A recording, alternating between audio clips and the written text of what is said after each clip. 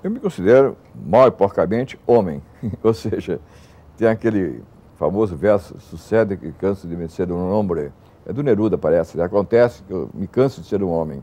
Bom, há uma coisa que eu não me canso de ser um homem.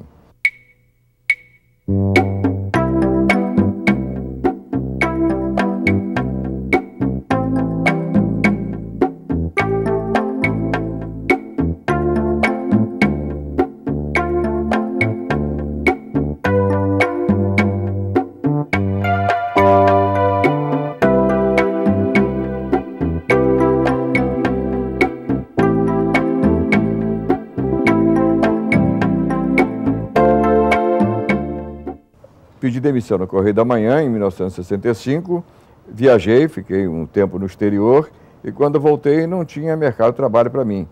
Eu vivia praticamente de direitos autorais e de trabalhos que eu fazia para edições de ouro, adaptações de livros infantis, traduções, e não tinha ambiente de trabalho. Até que o Adolfo Bloch, que aliás hoje faria 88 anos se estivesse vivo, o Adolfo um dia foi na minha casa e me trouxe para cá. Eu fiquei meio assim, porque não sabia o que fazer, nunca tinha trabalhado em revista. E ele, então, para me suavizar, disse assim, olha, você vai fazer uma revista nova. E me deu, então, condições para fazer o Ele e Ela, que era uma novidade na época. É preciso ver que não havia ainda nenhuma revista dessas hoje ditas masculinas. A Ele e Ela não era uma revista masculina no sentido que é Playboy, por exemplo. Ela tinha como modelo uma revista alemã chamada Jasmin, que era dedicada ao relacionamento dos dois, do casal. Ou seja, ela era uma revista de serviço e não exatamente uma revista erótica.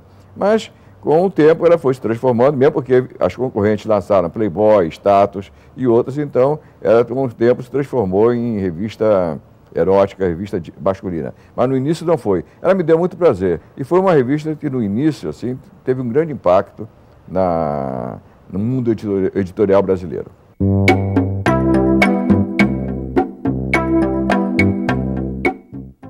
Não me agrada muito, Quase Memória não me agrada muito. É um livro cheio de truques, entendeu? Eu acho que qualquer pessoa ligeiramente informada sobre literatura pode fazer um livro igual, um pouquinho melhor, um pouquinho pior, mas pode fazer um livro igual a Quase Memória. Não é um livro típico meu. Um livro típico meu seria O Ventre, seria talvez Matéria de Memória, seria sobretudo Pilatos, que foi meu 9º romance e que foi depois dele que eu parei 23 anos. Que o Pilatos, de tal maneira, me satisfez que eu achei que não precisava escrever mais nada. Agora, depois de escrever Quase Memória, talvez, eu também não vou sair por aí dizendo que são os defeitos do livro. Não compete a mim, compete aos outros achar os defeitos do livro. Muito bem, com a publicação de Pilatos, eu me dei por, não vou dizer por realizado, mas por satisfeito em literatura. E até hoje considero meu melhor livro, e não só meu melhor livro, aquele livro que eu gostaria de ter escrito sempre. Aquele livro que eu, desde o primeiro, eu procurei e acho que não pretendo fazer mais nada parecido, porque ele me bastou completamente. Nesse ponto, ele é uma obra de arte consumada, uma obra literária consumada em si mesma. Então, eu estou satisfeito com Pilatos. Se eu tivesse, por exemplo, se eu fosse a Marte, a Saturno, a Júpiter, e dissesse qual é a melhor coisa que você fez na vida, eu levaria o Pilatos.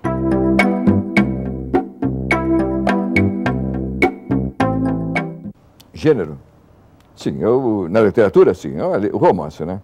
Eu acho o romance o gênero do gênero. Não é à toa que o gênero é o mais nobre, né? A literatura fica, isso já não sou eu que digo, isso que diz a crítica internacional que diz, né? Só a poesia e o romance ficam. Se a gente for pensar nos séculos passados, a gente vê que os livros que marcaram cada século, ou foi um poema, ou foi um grande romance. Os outros gêneros são episódicos porque são superados.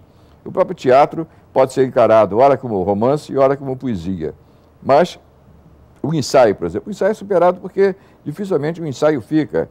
O ensaio tem uma base de pesquisa, de ciência, que é superado. A ciência está sempre avançando. Então, o ensaio que fez muito sucesso hoje, amanhã pode não fazer sucesso porque o laboratório social alterou para mais ou para menos e esse ensaio ficou defasado. De maneira que os ensaios são mais ou menos datados.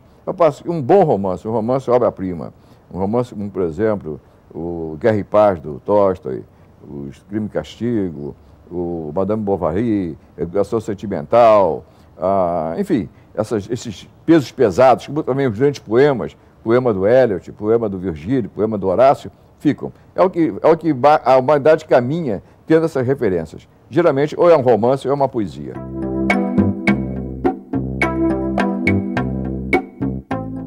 O pessoal fala muito que o escritor não deve escrever sob encomenda. Acontece que a maior parte, o patrimônio maior da arte humana, 90% da arte humana foi feita sob encomenda. As pirâmides do Egito foram feitas de encomenda. Michelangelo pintou o teto da Capela Sistina e o Juízo Final sob encomenda do Papa. Johann Sebastian Bach escreveu toda a obra dele sob encomenda. Mozart morreu fazendo uma ópera, uma missa fúnebre, encomendada e paga por uma pessoa desconhecida. E Verdi, e Puccini, e todo mundo, praticamente, 90%, eu digo sinceramente, não tem mais, ficaria difícil expor aqui, mas 90% do patrimônio artístico do homem foi feito sob encomenda. Toda a Renascença, toda a Antiguidade Clássica, o Panteão foi feito de encomenda. Então, e até certo ponto, a gente pode dizer até que, mesmo algumas obras filosóficas importantes, como o Banquete de Platão, foi feita de encomenda. Sócrates tinha morrido, não deixou nada escrito, e então cotizaram-se lá e encomendaram a Platão de transmitir o ensinamento de Sócrates aos outros, foi uma encomenda.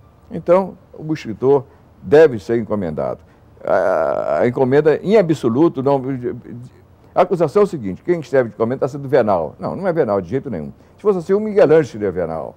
Se fosse assim, o Leonardo da Vinci seria venal. Platão seria venal, Johann Sebastian Bach, Mozart, Beethoven. Muito bem. A encomenda é necessária. O problema é a realização. Se você, sob encomenda, faz uma porcaria, a porcaria será consumada na porcaria mesmo. Se você faz uma obra de arte, seja por encomenda ou não, a Niemeyer. Esse prédio aqui foi feito por Niemeyer, Brasília foi feito por Niemeyer. Niemeyer nunca fez uma obra gratuita. Tudo que ele fez sob encomenda. E todos os arquitetos são assim. E todos os artistas são assim. Somente o amadorismo acha